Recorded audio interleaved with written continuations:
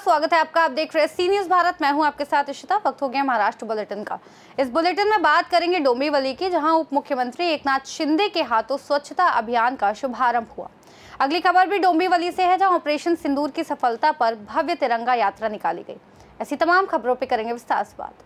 कल्याण डोंबिवली महापालिका के माध्यम से शहर में कचरा संग्रहण, परिवहन, सड़क सफाई और शहर की स्वच्छता के कार्यों की शुरुआत की जा रही है।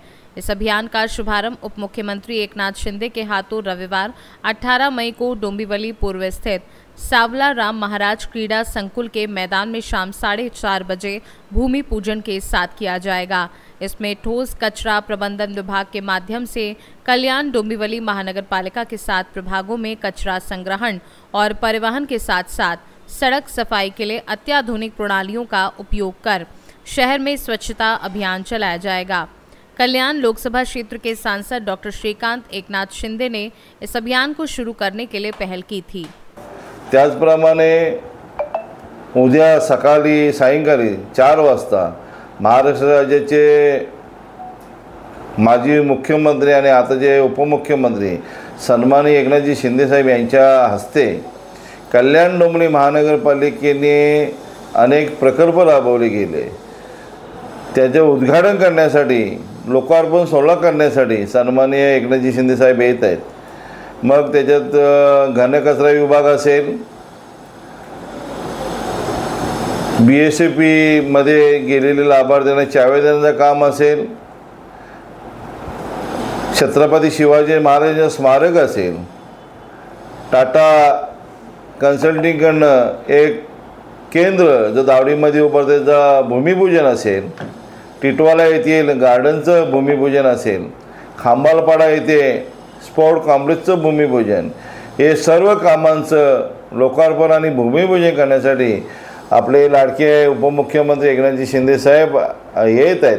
त्यांच्याबरोबर महाराष्ट्राचे उद्योगमंत्री सन्माननीय उदयजी सामंत साहेब, परिवहनचे मंत्री सन्माननीय प्रतापजी सरनाईक साहेब हेही उपस्थित राहणार आहेत। आणि हा अतिशय चांगला कार्यक्रम या कल्याण डोंबिवली महापालिकेच्या माध्यमातून होत आहे। मी खरं तर श्रीकांत शिंदे साहेबांचं मनापासून अभिनंदन करेन की त्यांनी केलेल्या ह्या कामाचा पाठपुरावा आणि त्या पाठपुराव्याला आलेला यश, त्याचप्रमाणे कल्याण डोंबिवली महानगरपालिकेच्या परिवहन विभागाच्या कामगारांचं वेतन त्यांना जो मिळणार आहे तोही उद्या त्यांचाही लोकार्पण सोहळा होणार आहे। असे भरगच्च असा कार्यक्रम सन्माननीय साहेबांच्या हस्ते होणार आहे।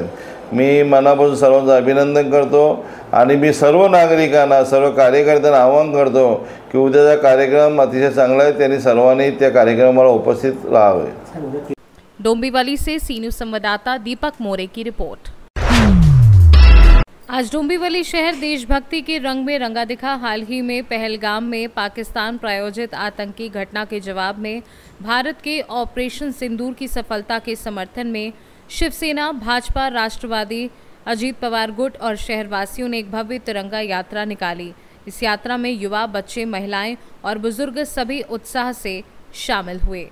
पहलगावमधल्या ज्या आतंकवाद्यांनी जे कृत्य केलं होतं त्याचा जबाब म्हणून मोदीजींनी ऑपरेशन सिंदूर जे केलं आणि जवानांनी जे सक्सेस करून दाखवलं, त्या जवानांच्या मनोधैर्य वाढवण्यासाठी, त्यांचं स्वागत करण्यासाठी त्यांच्याबरोबर आम्ही आहोत। पूर्ण भारतीय जनता, भारतीय लोक सगळे तुमच्याबरोबर आहोत, अखंड हिंदू तुमच्याबरोबर आहोत आम्ही हे दाखवण्यासाठी आम्ही ही रवींद्र चव्हाण साहेब, आमचे भारतीय जनता पार्टीचे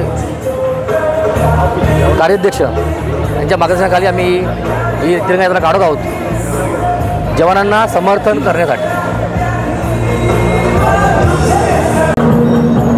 काश्मीर येथील पहलगाम येथे आपल्या भारतीय पर्यटकांवर झालेला अतिरेकी हल्ला आणि संपूर्ण भारतभर त्या अतिरेक्यांनी केलेल्या भ्याड हल्ल्याचा निषेध म्हणून संपूर्ण भारतभर आपण निषेधही केला।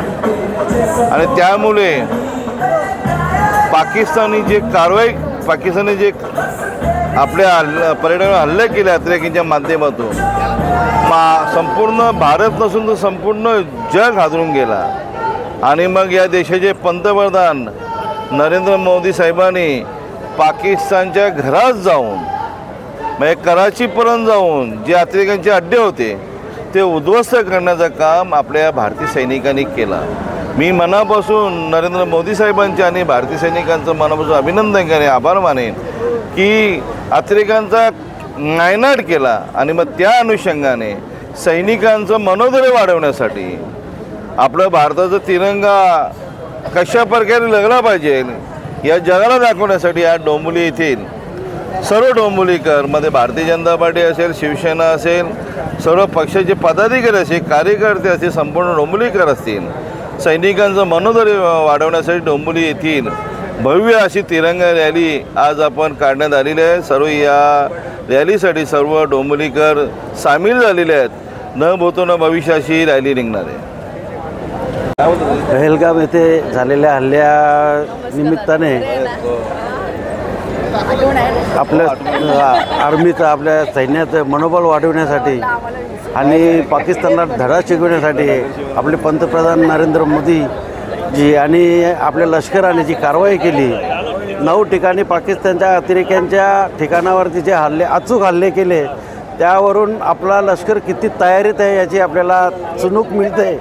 तर 9च्या 9 हल्ले बरोबर अतिरेक्यांच्या माथ्यावरच त्यांनी केले. आणि जर पाकिस्तान घ्यायचा असेल तर किती वेळ लागेल याची चुणूक त्याने आपल्याला दाखवलेली आहे. आणि म्हणूनच या भारताने जे केलेली कारवाई आणि आपल्या सैनिकांनी केलेली कारवाई त्यांचं मनोधैर्य वाढवण्यासाठी आपण आज तिरंगा रॅली काढत आहोत. आणि त्याच्यामुळे आपल्या आर्मीला असं वाटेल की आपल्या देशातील लोकांचा आपल्याला पाठिंबा चांगला आहे आणि हमेशा भारतीय लोक आपल्या सैन्याच्या पाठीशी राहिलेले आहेत. आणि आज डोंबिवलीकरसुद्धा दाखवून देत आहेत रॅली काढून तर आम्ही तुमच्या पाठीशी खंबीरपणे उभे आहोत. या रॅलीच्या द्वारे आम्ही दाखवून देणार आहोत सैनिकांना मनोबल त्यांचं वाढवण्यासाठी. आणि खरोखर सैनिकांचा आणि लष्कराचा आणि आपल्या केंद्र सरकारचं मी अभिनंदन करतो. लागलीच प्रत्युत्तर त्यांना देण्यात आलं ही खूप मोठी कामगिरी आहे. आणि अशीच कामगिरी करत राहा आणि पाकिस्तानला चारी मुंड्या चित करण्यासाठी जी काय मदत लागेल नागरिकांच्याकडनं ते आम्ही तुझा करायला तयार आहोत. धन्यवाद. डोंबिवली से सी न्यूज़ संवाददाता दीपक मोरे की रिपोर्ट। इस बुलेटिन में फिलहाल इतना ही। देश और दुनिया की तमाम बड़ी जानकारियों के लिए बने रहिए सी न्यूज़ भारत के साथ।